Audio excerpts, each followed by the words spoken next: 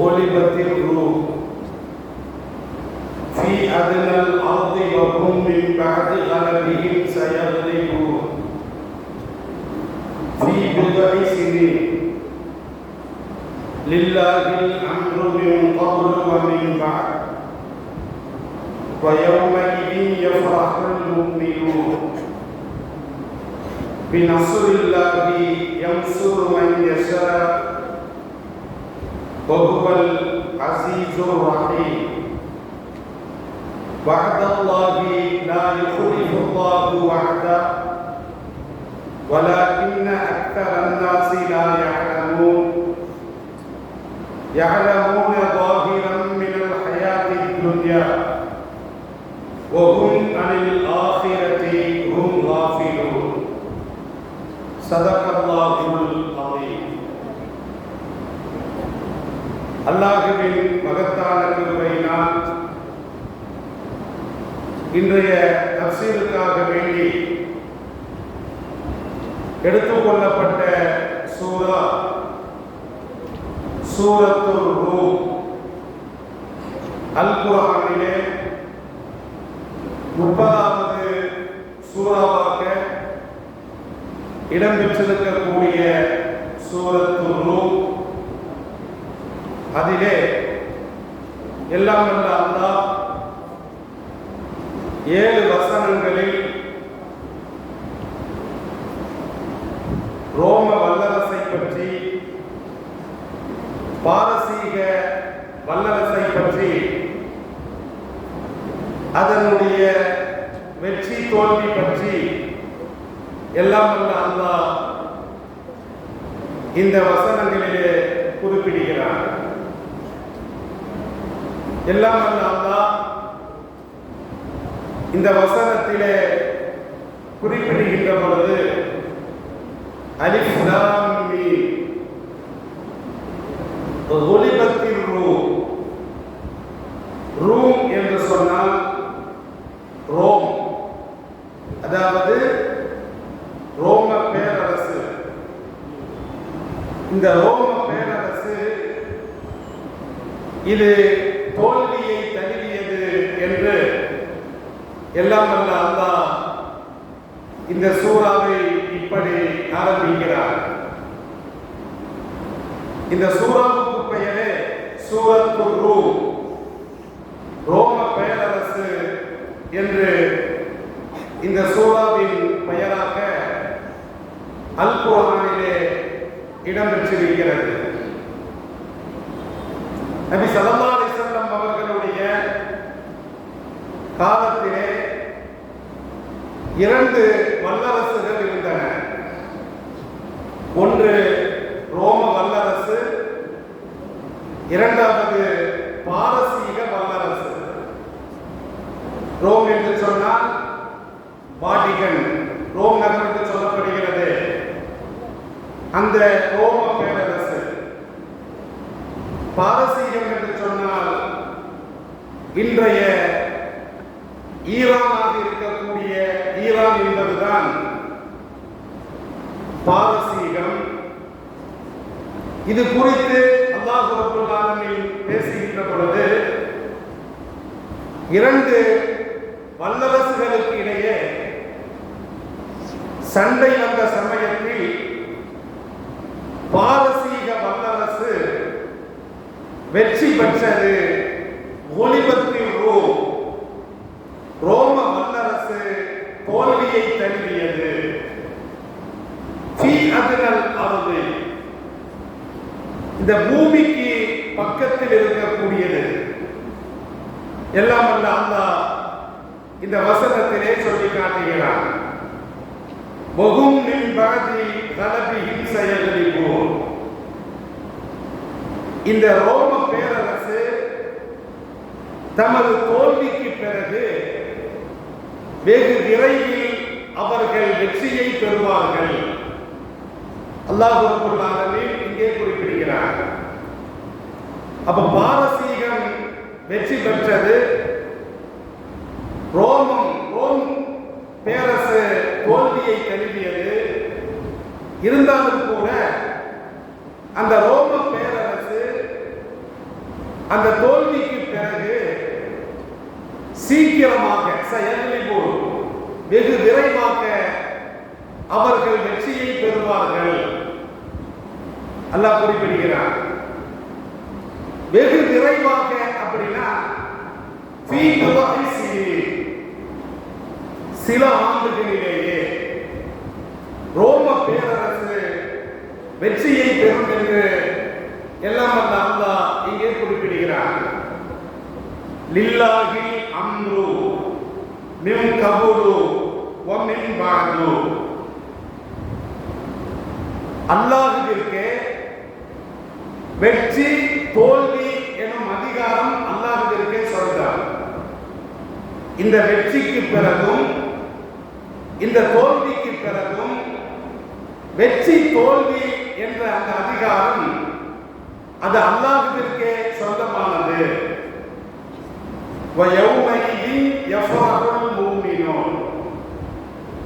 அப்பொழுது ரோம பேரரசு வெற்றி கொள்ளப்பட்ட அந்த பொழுது மூமின்கள் சந்தோஷம் அடைவார்கள். பினஸ்ரில்லாஹி, அந்த ரோம பேரரசு அல்லாஹ்வுடைய உதவியை கொண்டு அவர்கள் வெற்றி பெறுவார்கள். அவர்கள் வெற்றியால் மூமின்கள் அன்றைய தினத்தில் சந்தோஷம் அடைவார்கள். எல்லாம் வல்ல அல்லாஹ் மிகைத்தவனாகவும் கருணை உடையவனாகவும் இருக்கிறார். வஅதல்லாஹி, இது அல்லாஹ்வுடைய வாக்குறுதி. ரோம பேரரசு வெற்றி பெறும் என்பது இது அல்லாஹ்வுடைய வாக்குறுதி. லா யுக்லிஃபுல்லாஹு வஅதஹு, அல்லாஹ் தமது வாக்குக்கு மாறு செய்ய மாட்டான். வலாகின்ன அக்தரன் நாஸி லா யஅலமூன், எனினும் பெரும்பான்மையான மக்கள் இதை அறியாமல் இருக்கிறார்கள் என்று இந்த வசனத்தில் அல்லாஹ் ரப்பல் ஆலமீன் குறிப்பிடுகிறார். இப்ப இங்கே இந்த வசனம், இந்த 6 வசனங்கள் 7 வசனங்கள் இரண்டு வல்லரசுகளுக்கு இடையே ஏற்பட்ட சண்டை, அவர்கள் பெற்ற வெற்றி தோல்வி, இதன் மூலமாக மூமின்கள் அடையக்கூடிய சந்தோஷம், காஃபிர்கள் பெறக்கூடிய அந்த சந்தோஷம், இது பற்றி எல்லாம் வல்ல அல்லாஹ் இங்கே குறிப்பிடுகிறார். ஸல்லல்லாஹு அலைஹி வஸல்லம் அவர்களுடைய காலத்தில் அந்த மூமின்கள் அவர்களுடைய ஆதரவு என்பது யாருக்கு இருந்தது என்று சொன்னால் ரோம பேரரசுக்கு இருந்தது. பாரசீக பேரரசுகள் இவர்களுக்கு மக்கத்து இறை மறுப்பாளர்கள் பாரசீகத்தை ஆதரித்தார்கள். ஸல்லல்லாஹு அலைஹி வஸல்லம் காலத்தில் காஃபிர்கள் யாரை ஆதரிச்சாங்க? பாரசீகத்தை ஆதரித்தார்கள். மூமின்கள் யாரை ஆதரித்தார்கள்? ரோம பேரரசை ஆதரித்தார்கள். அப்ப மூமின்கள் ரோம பேரரசை ஆதரிப்பதற்கு என்ன காரணம்? காஃபிர்கள் பாரசீகத்தை ஆதரிப்பதற்கு என்ன காரணம்? அப்ப இன்றைய காலகட்டத்தில் மூமின்கள் பாரசீகத்தை ஆதரிப்பதா, அதாவது ஈரானை ஆதரிப்பதா, அல்லது ஐரோப்பாவை ஆதரிப்பதா இன்றைய காலகட்டத்தில்? அப்ப ஸல்லல்லாஹு அலைஹி வஸல்லம் அவர்கள் தமது நடவடிக்கையின் மூலமாக சிறந்த எடுத்துக்காட்டை இந்த சமுதாயத்திற்கு அழகிய முறையிலே வகுத்து கொடுத்திருக்கிறார். காஃபிர்கள் அந்த பாரசீகம் வெற்றி பெற்றதை கொண்டாடினார்கள். இது மூமின்களுக்கு கவலை அளித்தது. பாரசீகம் வெற்றி பெற்றது மூமின்களுக்கு கவலையாகவும் மக்கத்து குறைஷிகளுக்கு காபிர்களுக்கு சந்தோஷமாகவும் இருந்தது. என்ன காரணம் அப்படின்னா, அன்றைய பாரசீகம் அவர்கள் எதை வணங்கினார்கள் என்று சொன்னால் மஜூசுகள் என்று சொல்லப்படுகிறது. மஜூசுகள் அப்படின்னா நெருப்பை வணங்கக்கூடியவர்கள். அப்ப ஈரான் என்பதுதான் அன்றைய பாரசீகம். பழமையான பாரம்பரியம் மிக்க ஒரு தேசம் என்பதுதான் ஈரான். அந்த பாரசீகம் என்பது பழங்காலத்திலே அவர்கள் நெருப்பை வணங்கக்கூடிய மஜூசிகளாக இருந்தார்கள். இது காபீர்களுக்கு அவர்களுடைய கொள்கை ஒத்துப்போனது. காபீர்கள் சிலைகளை வணங்குவார்கள், கண்டதையும் வணங்குவார்கள், ஒரே இறைவனை வணங்க மாட்டார்கள். அப்ப மக்கத்து குறைஷிகள் அந்த காபீர்களுக்கு அவர்களுடைய கொள்கையும் அன்றைய பாரசீகத்தில் வாழ்ந்த மஜூசுகள் நெருப்பை வணங்கக்கூடிய அவர்களுடைய கொள்கையும் ஒன்றாக இருந்தது. அதனால பாரசீகத்தினுடைய வெற்றியை மக்கத்து குறைஷிகள் கொண்டாடினார்கள். நம்முடைய கொள்கையும் அவங்களுடைய கொள்கையும் ஒன்னா இருக்குது. நாம கல்ல வணங்குறோம், அவன் நெருப்ப வணங்குறான். நாம ஒரே இறைவனை வணங்குவதில்லை, அவர்களும் ஒரே இறைவனை வணங்குவதில்லை. அப்ப இறைவனுக்கு புறம்பாக்க மாற்றாக்க ஒரு சக்தியை அவர்கள் வணங்குகிறார்கள், நெருப்பை வணங்குகிறார்கள், நாம கற்சிலைகளை வணங்குகிறோம். இப்ப கொள்கையில் உடன்பட்டதின் மூலமாக அந்த மக்களுக்கு இறை மறுப்பாளர்கள் பாரசீக வெற்றியை என்ன செய்யறாங்க? அவர்கள் கொண்டாடுறாங்க. ஆனால் இது இஸ்லாமியர்களுக்கு வேதனையாக இருந்தது. ரோம் என்பது தோற்கடிக்கப்பட்ட பொழுது ஸல்லல்லாஹு அலைஹி வஸல்லம் அவர்களுடைய காலத்தில் ஸல்லல்லாஹு அலைஹி வஸல்லம் அவர்களை ஏற்றுக்கொண்ட அந்த முஸ்லிம்களுக்கு ரோமினுடைய அந்த தோல்வியை தாங்க முடியவில்லை. ஏன் அப்படின்னா, ரோம் நகரில் இருக்கக்கூடிய அந்த ரோம பேரரசு, அந்த மக்கள் பின்பற்றக்கூடிய கொள்கையும் மக்காவில் இஸ்லாமியர்கள் பின்பற்ற கொள்கையும் ஓரளவுக்கு சமமாக இருந்தது, ஓரளவுக்கு ஒத்து போனது. எந்த அளவுக்கு ஒத்து போனது அப்படின்னா, அப்ப ரோம பேரரசின் கீழ் வாழக்கூடிய அவர்கள் வேதம் கொடுக்கப்பட்டவர்கள், அந்த கிறிஸ்தவர்கள், அவர்களுக்கு என்று வேதம் வழங்கப்பட்டிருக்கிறது. அப்ப இஸ்லாமியர்களாக இருக்கக்கூடிய நமக்கும் அல் குர்ஆன் எனும் வேதம் வழங்கப்பட்டிருக்கிறது. அப்ப இந்த அளவுக்கு அவர்கள் ஒத்து போகிறார்கள். மேலும் அவர்கள் ஒரே இறைவனை வணங்க வேண்டும் என்று அவர்களுடைய வேதத்தில் சொல்லப்பட்டிருக்கிறது. நம்முடைய வேதத்திலும் ஒரே இறைவனை வணங்க வேண்டும் என்று சொல்லப்பட்டிருக்கிறது. அப்ப கொள்கை அளவில் பார்க்கின்ற பொழுது இஸ்லாமியர்களுக்கு மிக நெருக்கமாக, கொள்கை அளவில் நெருக்கமானவர்கள் ரோம் பேரரசின் கீழ் வாழக்கூடிய அந்த கிறிஸ்தவர்கள் இஸ்லாமியர்களுடைய கொள்கைக்கு மிகவும் நெருக்கமாக இருக்கிற காரணத்தினால் அப்ப இஸ்லாமியர்கள் ரோமர்களை ஆதரித்தார்கள். ஒரு சில விஷயங்கள்ல மாற்றம் என்ன அப்படின்னா, அவர்களுக்கும் வேதம் கொடுக்கப்பட்டிருக்கிறது, நமக்கும் வேதம் கொடுக்கப்பட்டிருக்கிறது.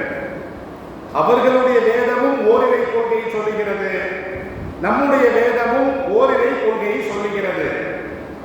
நாளடைவில் என்ன ஆயிடுச்சு அப்படின்னா, அந்த வேதம் கொடுக்கப்பட்ட அந்த கிறிஸ்தவர்கள் தங்களுக்கு நபியாக அனுப்பப்பட்ட ஈசாவை அவர்கள் கடவுளுடைய குமாரர் என்று சொல்லிட்டார்கள்.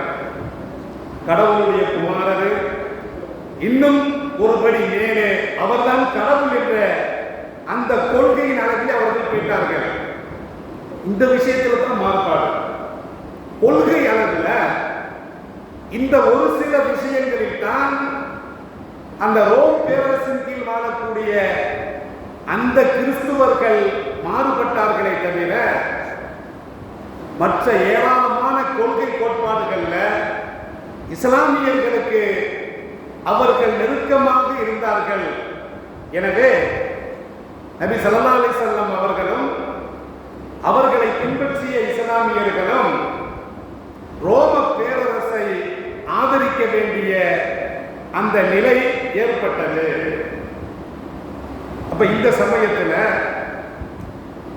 அந்த பாரசீகம் அது வெற்றி கொள்ளப்பட்டது. அப்ப அல்லாஹ் ரப்பல் ஆலமீன் சொல்லுவான், இவர்கள் ரோம பேரரசு தோல்வியை தழுவினாலும் பாரசீகம் வெற்றி பெற்றாலும் அவர்களுடைய அந்த வெற்றி என்பது நீடிக்காது. திரும்பவும் ரோமர்கள் வெற்றி பெறுவார்கள். சில ஆண்டுகளிலேயே அவர்கள் வெற்றி பெறுவார்கள் அப்படின்னு அல்லாஹ் சொல்றான். அப்ப இத அந்த மக்கத்து காபீர்கள் அபூபக்கர் சித்திக் ரலியல்லாஹு அன்ஹு அவர்களிடத்துல அவங்க என்ன சொல்லுவாங்க தெரியுமா? பாத்தீங்களா, எங்களுடைய கொள்கைக்கு நிகராக ஒத்து போகக்கூடிய அந்த பாரசீகம் வெற்றி பெற்றது. அவர்கள் நெருப்பை வணங்கக்கூடியவர்கள்.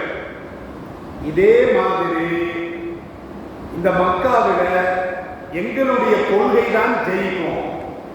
இறை மறுப்பு கொள்கை, சிலை வழிபாடு கொள்கை, எங்களுடைய கொள்கை தான் ஜெயிக்கும். பாரசீகத்தை நாங்கள் ஆதரிக்கிறோம்.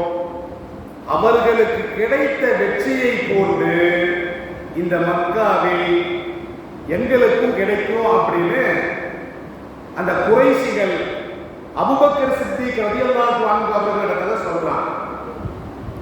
உங்களை ஒரு நாள் நாங்கள் வெல்வோம், உங்களுடைய ஏகத்துவ கொள்கையை நாங்கள் வெல்வோம், இறை மறுப்பு கொள்கையில் இருக்கக்கூடிய நாங்கள் தான் பாரசீகத்தை போன்று நாங்கள் வெற்றி பெறுவோம் என்ற அந்த இருமாப்பிலே அவர்கள் இருந்த பொழுது இது அபூபக்கர் சித்திக் ரலியல்லாஹு அன்ஹு அவர்கள் ஸல்லல்லாஹு அலைஹி வஸல்லம் அவர்களிடத்துல இந்த உரையாடலை, இந்த செய்தியை எடுத்து சொல்றாங்க.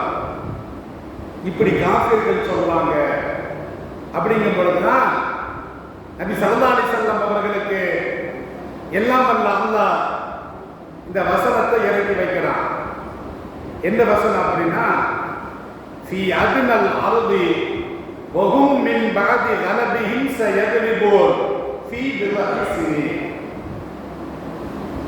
அவர்கள் தோல்விக்கு பிறகு சில ஆண்டுகளுக்குள்ளாகவே அந்த ரோம பேரரசு அவர்கள் வெற்றி பெறுவார்கள் அப்படின்னு அல்லாஹ் ரப்பல் ஆலமீன் இந்த வசனத்தை இறக்கிய பொழுது இந்த வசனத்தை நபி ஸல்லல்லாஹு அலைஹி வஸல்லம் அவர்கள்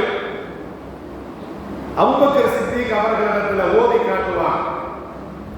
அப்ப ஓதி காட்டும் பொழுது நேர அபூபக்கர் சித்திக் அவர்கள் அந்த காஃபிர்களிடத்துல சொல்லுவாங்க, பாரசீகத்தினுடைய வெற்றி என்பது நீடிக்காது, இன்னும் சில ஆண்டுகளிலேயே திரும்பவும் ரோம வல்லரசு வெற்றி பெறும் என்ற செய்தியை சொல்றார்.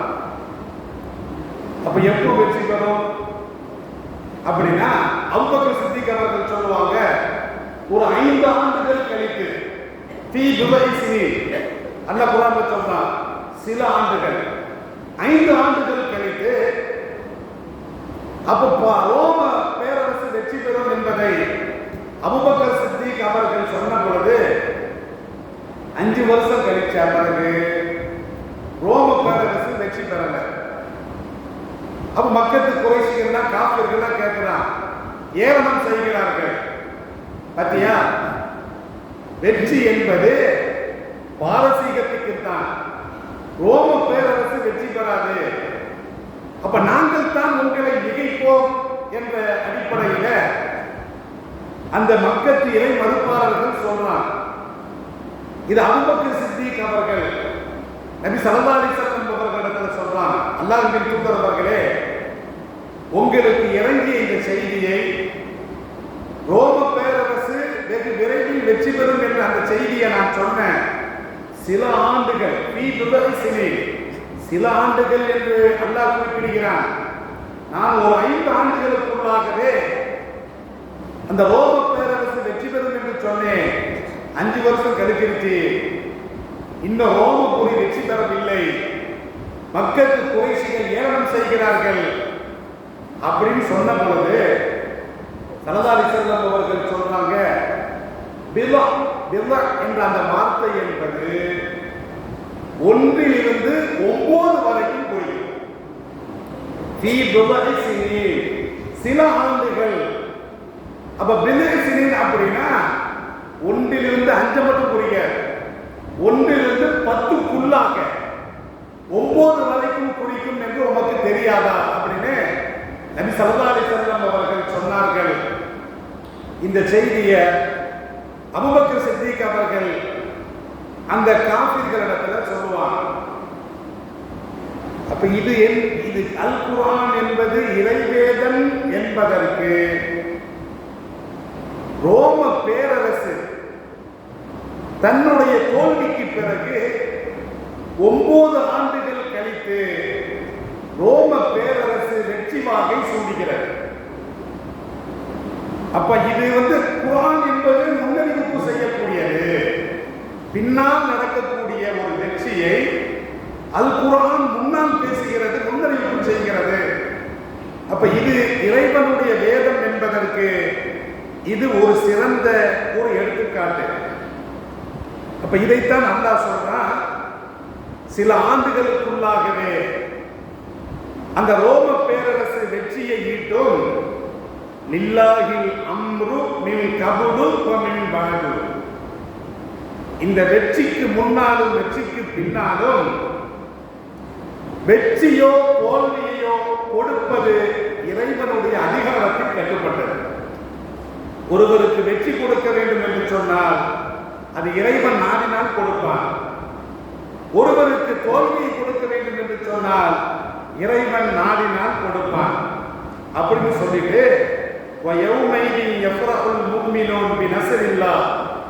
இறைவனுடைய உதவியை கொண்டு வெற்றி பெற்ற அந்த ரோம பேரரசு அவர்கள் வெற்றி பெறுகின்ற பொழுது மக்காவில் வாழக்கூடிய சஹாபாக்கள், அந்த மூமின்கள் மகிழ்ச்சியை வெளிப்படுத்தினார்கள்.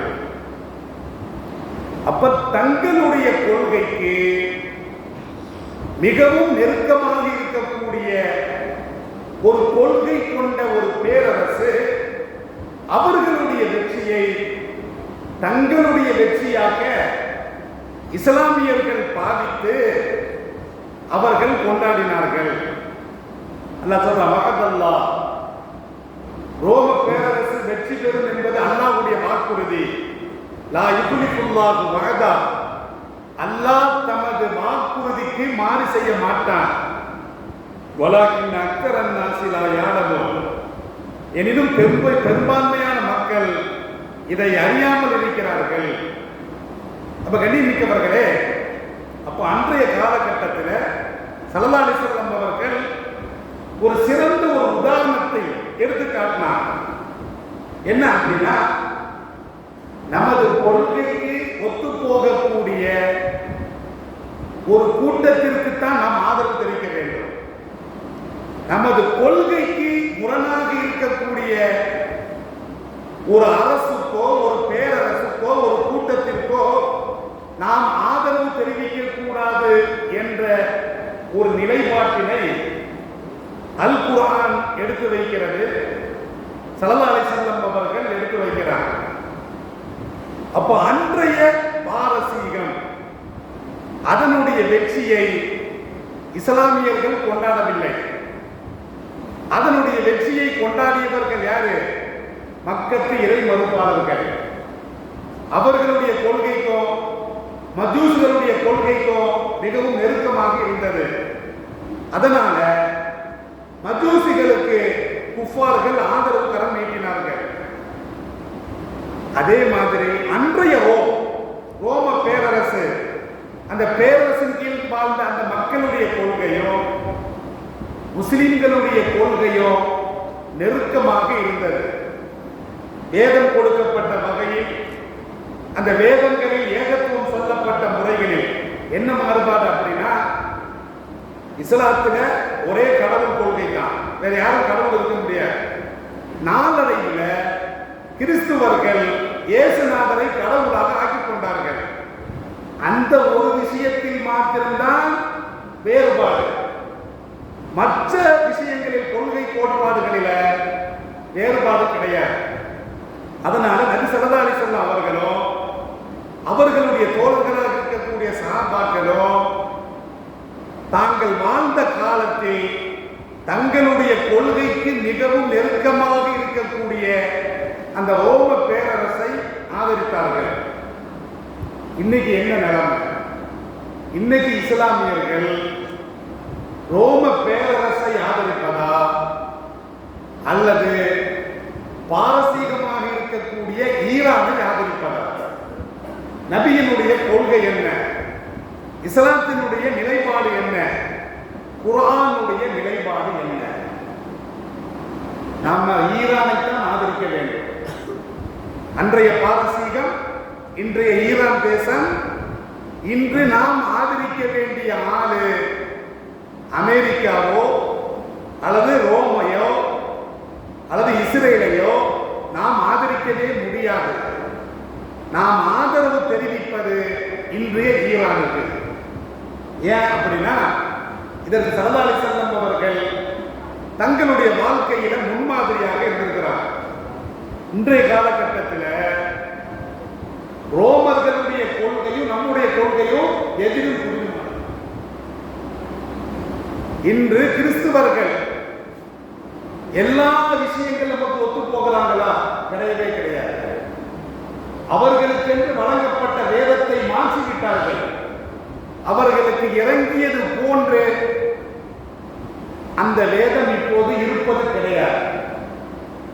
அப்ப இப்போது நமக்கு கொள்கைக்கு மிகவும் தூரமானவர்கள் யார் அப்படின்னா கிறிஸ்துவர்கள், ரோமானியர்கள், ஐரோப்பியர்கள். அப்ப அவர்கள் நம்முடைய கொள்கையை விட்டும் தூரமாக இருக்கிறாங்க. இன்றைக்கு இஸ்லாமிய கொள்கைக்கு மிகவும் நெருக்கமாக இருக்கக்கூடியவர்கள் யாரு? ஈரானியர்கள். அன்று ஈரான்ல இஸ்லாம் இல்லாம இருந்துச்சு. இஸ்லாமிய புரட்சி, இஸ்லாமிய எழுச்சி ஐரோப்பாவையும் தாண்டி சென்றது. இந்த பக்கம் பார்க்கும் பொழுது சிரியா, பாரசீகத்திலும் இஸ்லாம் நுழைந்தது. ஆரம்பத்தில் அவர்கள் நெருப்பை வணங்கக்கூடிய மஜூசிகளாக இருந்தார்கள். இஸ்லாமியனுடைய வளர்ச்சி, அபார வளர்ச்சி பாரசீகத்தையும் தொட்டது. பாரசீக மக்களையும் இஸ்லாம் வென்றது. அப்ப பாரசீகம் முழுவதும் இஸ்லாம் பரவுகிறது. இஸ்லாமியர்களாக மாறிவிடுகிறார்கள். கடைசியில் என்ன அப்படின்னா, அவர்கள் ஷியாவினுடைய அந்த கொள்கையை இப்ப பயணிக்கிறாங்க. ஒரு வித்தியாசம். அப்ப இஸ்லாமிய நாடுகள், அந்த அரபு தீபகற்பத்தில் இருக்கக்கூடிய இஸ்லாமியர்கள் சன்னி, சுன்னத் வல் ஜமாத் கொள்கை உடையவர்கள். இன்றைய ஈரான் என்பது இஸ்லாமியர்களாக இருந்தாலும் எல்லா விஷயத்திலும் ஒத்து போகிறாங்க. அந்த ஷியாவுடைய ஒரு கொள்கை விஷயத்தில் மாத்திரம்தான் நமக்கு எதிர். மீதி 90% கொள்கை அளவுல நமக்கு இன்று நெருக்கமானவர்கள் ஈரான் தேசத்தை உடையவர்கள். 90% நமக்கு எதிரானவர்கள், 100% நமக்கு எதிரானவர்கள் ரோமர்கள், ஐரோப்பியர்கள். அப்ப இன்று நாம் யாரை ஆதரிக்க வேண்டும் என்று சொன்னால் ஈரானைத்தான் ஆதரிக்க வேண்டும். ஒரு கொள்கையில தான் மாறுபாடு. அவர்கள் ஷியா. ஷியானா என்ன, சுன்னத்து ஜமாத் என்ன அப்படின்னா சுன்னத் வல் ஜமாத்தினுடைய கொள்கை என்பது ஸல்லல்லாஹு அலைஹி வஸல்லம் அவர்களுடைய கலாச்சாரத்தையும் பாரம்பரியத்தையும் பின்பற்றுவது. இது சுன்னத் வல் ஜமாத். ஷியானா ஸல்லல்லாஹு அலைஹி வஸல்லம் பரம்பரையை பின்பற்றுவது. அதான் வித்தியாசம். ஸல்லல்லாஹு அலைஹி வஸல்லம் குடும்பத்தை பின்பற்றுவது இது ஷியாக்களுடைய கொள்கை. நபி அவர்களுக்கு பிறகு அலி, இப்படி ஹசன் ஹுசைன் இந்த வம்ச வழியை பின்பற்றுவான். சுன்னத் வல் ஜமாத்காரங்க நபியினுடைய குடும்பத்தை பின்பற்ற மாட்டாங்க, நபியினுடைய கொள்கையை பின்பற்றுவான். ரெண்டு வித்தியாசம் இருக்கு. நபியினுடைய கொள்கை தான் முக்கியமே தவிர அவர்களுடைய குடும்பம் முக்கியம் கிடையாது. நான் அவங்களுக்கு நபியினுடைய கொள்கை முக்கியம் இல்லை, குடும்பம் தான் முக்கியம். இந்த விஷயத்துல தான் மாறுபாடு. சுன்னத் வல் ஜமாத்துக்கும் ஷியாவுடைய கொள்கைக்கும் இதுதான் வித்தியாசம். நான் நபியினுடைய கொள்கையை, பாரம்பரியத்தை, அவர்களுடைய கலாச்சாரத்தை நாம் பின்பற்றுகிறோம். ஷியாக்கள் என்பது நபியினுடைய பரம்பரையை பின்பற்றக்கூடியவர்கள். இந்த ஒரு விஷயத்தில் தான் இஸ்லாமியர்களுக்கும் ஷியாக்களுக்கும் வேறுபாடை தவிர மீதி எல்லா விஷயங்களிலும் ஒன்றுதான். அப்ப இந்த நேரத்தில் நாம் யாரினுடைய வெற்றியை கொண்டாட வேண்டும்? ஈரானுடைய வெற்றியை நாம் கொண்டாடலாம். கொள்கை அளவுக்கு ஒத்து போறாங்க. இஸ்ரேலுடைய வெற்றியையோ, அமெரிக்காவினுடைய வெற்றியையோ, ஐரோப்பியர்களுடைய வெற்றியையோ நாம் ஒருபோதும் கொண்டாடவே முடியாது, கொண்டாடவே கூடாது. 100% நமது எதிரிகள் அவர்கள் தான், துரோகிகள் அவர்கள் தான். அப்ப கண்ணியமிக்கவர்களே, இன்றைய அரபு நாடுகள் ஒரு 56 நாடுகள் என்று சொல்லப்படுகிறது. எல்லாமே அடிமைகள். யாருக்கு அடிமைகள்? அல்லாஹ்விற்கு அடிமையா அப்படின்னா கிடையாது. அமெரிக்காவினுடைய தயிர் நக்கிகள், அமெரிக்காவினுடைய அடிமைகள் தான் இன்றைய அரபிகள். கண்ணியமிக்கவர்களே, சிந்தித்து பாருங்கள். கொள்கையில உறுதியே கிடையாது. சுன்னத் வல் ஜமாத்காரன் சொல்றான், நபியினுடைய கொள்கையில உறுதியா இருக்கிறானா? கிடையவே கிடையாது. ஆனால் ஷியா என்று சொல்லமா விமர்சிக்கிறோம். நபியினுடைய பரம்பரையை பின்பற்றுறான், கொள்கையை பின்பற்ற மாட்டேங்கிறான் அப்படின்னு ஷியாவை நாம வெறுக்கிறோம். ஆனால் சுன்னத் வல் ஜமாத் அரபு தேசத்தில் இருக்கக்கூடிய அந்த சன்னிகளை விட அவர்கள் எவ்வளவோ மேம்பட்டிருக்கிறார்கள். இன்றைய காலகட்டத்தில் பார்க்க கூடாது. கண்ணியமிக்கவர்களே, ஷியாவுக்கும் அல்லாஹ் தான், ஒரே அல்லாஹ் தான். அவர்கள் அல்லாஹ்விற்கு அடிமையாக இருப்பதை நினைக்கிறார்கள். அரபிகள் அமெரிக்காவுக்கு அடிமையாக இருப்பதை பெருமைப்படுகிறார்கள். அப்ப இந்த வசனத்தை பொறுத்தளவுல அன்றைய காலகட்டத்தில் யார் இஸ்லாமியர்களுக்கு நெருக்கமாக இருந்தார்களோ அவர்களை ஆதரிக்க வேண்டும் என்று இஸ்லாம் சொல்லுகிறது. எனவே ஸல்லல்லாஹு அலைஹி வஸல்லம் காலத்தில் இஸ்லாமியர்கள் ரோமபுரியை ஆதரித்தார்கள். ஆனா இன்னைக்கு இதே வசனம் தான் நமக்கு ஆதாரம். என்ன அப்படின்னா, கொள்கை அளவில் உங்களோடு நெருக்கமாக ஒத்து போகக்கூடிய ஒரு சில விஷயங்களில் மாறுபாடு கொண்டாலும் பரவாயில்லை, பெரும்பாலான கொள்கை கோட்பாடுகளில் உங்களுடன் ஒத்து போகக்கூடியவர்களைத்தான் நீங்கள் ஆதரிக்க வேண்டும் என்று இந்த வசனம் நமக்கு தெளிவாகவே சொல்லி காட்டுகிறது. அப்ப கண்ணியமிக்கவர்களே, ஈரான் எனும் தேசம், அதனுடைய வெற்றி என்பது ஒட்டுமொத்த இஸ்லாமியர்களுடைய வெற்றியாகத்தான் பார்க்க வேண்டுமே தவிர அவர்கள் ஷியாக்கள் என்று அதை பிரித்து பார்க்க முடியாது. ஷியாவா இருந்தாலும் ஒரு விஷயத்துல கொள்கையில மாறுபட்டிருக்கிறான். நீ 90% நமக்கு ஒத்து போகக்கூடிய காரணத்தினால் எல்லா அரபு தேசங்களும் அமெரிக்காவுக்கு வாலாட்டுவதை விட, நாயை போன்று வாலாட்டி கொண்டிருப்பதை விட, அடிமையை கொண்டிருப்பதை விட அவர்களும் அந்த அடிமைத்தனத்திலிருந்து வெளியேறி தங்களுடைய நாட்டினுடைய இறையாண்மையை அவர்கள் பாதுகாக்க வேண்டும் என்று சொன்னால் அவர்கள் ஈரானின் பக்கம் தான் நிற்க வேண்டுமே தவிர அமெரிக்காவின் பக்கம் இருக்கக்கூடாது. இந்த வசனம் நமக்கு தெளிவாகவே சொல்லி காட்டுகிறது. ஏனென்று சொன்னால், இன்னைக்கு ஈரான் அடிக்கிறவன் நாளைக்கு சவுதி அடிக்க மாட்டான் என்ன நிச்சயம் இருக்குது? இஸ்ரேல் என்பது இந்த உலகத்தினுடைய சாத்தான். ஏன் சாத்தான் என்று சொல்லப்படுகிறது? நாளைக்கு தஜ்ஜால் வருவானா இல்லையா? தஜ்ஜாலை ஆதரிப்பவர்கள் தான் இவர்கள் இஸ்ரேலர்கள். ஸல்லல்லாஹு அலைஹி வஸல்லம் அவர்கள் சொல்றாங்க, ஒரு ஹதீஸ்ல சொல்றாங்க, தஜ்ஜாலுக்கு பின்னால் அணிவகுத்து செல்லக்கூடிய ஒரு கூட்டம், ஒரு அயோக்கிய கூட்டம் இஸ்ரேல் கூட்டம். இஸ்ரேல் எனும் ரவுடியை, கட்ட பஞ்சாயத்தை ஊக்குவிப்பது அமெரிக்கா, ஐரோப்பியா. இவர்களுக்கு பின்னால் அரபு தேசங்கள் செல்வது நபிகளுக்கே முரணானது. எண்ணிமிக்கவர்களே, அப்ப தஜ்ஜாலுக்கு ஆதரவான ஒரு கூட்டம் தான் யூத கூட்டம். ஆனால் தஜ்ஜாலுக்கு எதிராக ஈசா அலைஹிஸ்ஸலாத்து வஸலாம் அவர்கள் வருவார்கள், தஜ்ஜாலை கொல்லுவார்கள். அந்த ஈசாவுக்கு ஆதரவாக இருப்பவர்கள் இஸ்லாமியர்கள் என்று நபி ஸல்லல்லாஹு அலைஹி வஸல்லம் அவர்கள் சொல்லி காட்டுறாங்க. எனவே இன்றைய வசனம், இந்த சூரத்து ரூம், இந்த 6 வசனங்கள் நமக்கு எடுத்து சொல்லக்கூடிய ஒரு விஷயம் என்ன அப்படின்னா, எந்த காலகட்டத்திலும் உங்களோடு உங்களுடைய கொள்கைக்கு மிகவும் நெருக்கமாக இருப்பவர்களை நீங்கள் ஆதரியுங்கள். உங்களுடைய கொள்கைக்கு பாரதூரமாக இருப்பவர்களை நீங்கள் ஆதரிக்கவே கூடாது என்பதனை இந்த சூரத்து ரூம் இதிலே சொல்லப்படக்கூடிய விஷயங்கள் நமக்கு எடுத்து சொல்லி காட்டுகிறது. அல்லாஹ் கடைசியில் சொல்றான், யஅலமூன லாஹிரன் மினல் ஹயாத்தித் துன்யா. அவர்கள் இந்த உலகத்தினுடைய வெளிப்படையான மேம்போக்கான விஷயத்தை அவர்கள் அறிகிறார்கள். ஆனால் ஒகும் அனில் ஆகிரதி ஹும் காஃபிலூன், அவர்கள் மறுமை குறித்து பாராமுகமாக இருக்கிறார்கள். இதுதான் இன்று அரபிகளுடைய நிலைமை.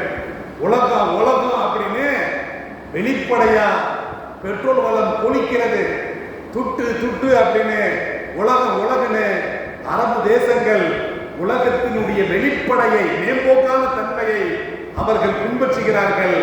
ஆனால் மறுமையை விட்டால் அவர்கள் பாரதூரமாக இருக்கிறார்கள் என்று அன்றைய காலகட்ட மக்களுக்கு சொல்லப்பட்டாலும் கூட இன்றைய அரபுகளுக்கு இந்த வசனம் மிகவும் யதார்த்தமானது. எனவே நாம் உலகத்தை மேலோட்டமாக பின்பற்றாமல் நாம் மறுமையும் சேர்த்து பின்பற்ற வேண்டாம். எனவே நாம் நமது கொள்கையை எந்த இடத்திலும் விட்டுக் கொடுக்க கூடாது. நமது கொள்கைக்கு எதிரானவர்கள் தான் நமக்கு எதிரிகளை தவிர, குறைந்தபட்ச அளவு நமது கொள்கையோடு ஒத்து போகக்கூடியவர்களை நாம் எந்த நேரத்திலும் பகைக்க கூடாது. ஆனால் அரபு தேசங்கள் ஈரானை பகைத்து வாழ்வது, அந்த அரபு தேசங்களுக்கு பின்னால் வரக்கூடிய ஆபத்து ஷியாவாக இருந்தாலும் கூட மற்ற விஷயங்களில் இஸ்லாமிய கொள்கைக்கு ஒத்துப்போகக்கூடிய அந்த ஈரானை அவர்கள் பலப்படுத்தினால் அந்த அரபு ஜசீரத்துல் அரப், அந்த அரபிய தீபகற்பம் என்பது இஸ்ரேலினுடைய அடாவடியிலிருந்து பாதுகாக்கப்படும், அமெரிக்காவினுடைய அபகரிப்பிலிருந்து பாதுகாக்கப்படும் என்பதை இந்த வசனங்கள் சொல்லி காட்டுகிறது. இந்த வசனங்கள் எதை உணர்த்துகிறதோ அதை இஸ்லாமியர்கள் அப்படியே பின்பற்றி வாழ்வதற்கு எல்லாம் நல்ல இறைவன் தௌஃபீக் செய்வானாக. வாஹிரு தஅவானா அல்ஹம்துலில்லாஹி ரப்பில் ஆலமீன். அஸ்ஸலாமு அலைக்கும் வரஹ்மத்துல்லாஹி வபரகாத்துஹு. சுப்ஹானல்லாஹி வபிஹம்திஹி, சுப்ஹானல்லாஹி வபிஹம்திஹி, அஷ்ஹது அன் லா இலாஹா இல்லா அன்த அஸ்தக்ஃபிருக வ அத்தூபு இலைக். ஆமீன். சுப்ஹான ரப்பிக ரப்பில் இஸ்ஸத்தி அம்மா யசிஃபூன், வஸலாமுன்